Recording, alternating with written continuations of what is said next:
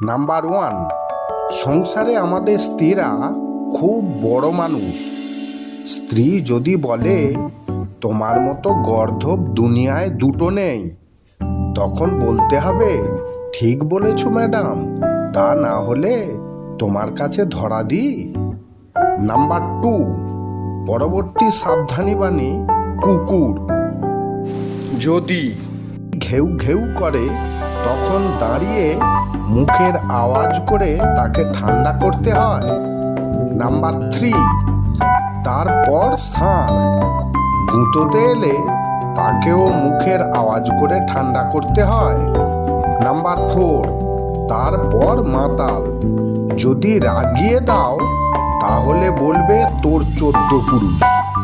সাবধান, বড় মানুষ, কুকুর, ষাঁড় আর মাতাল।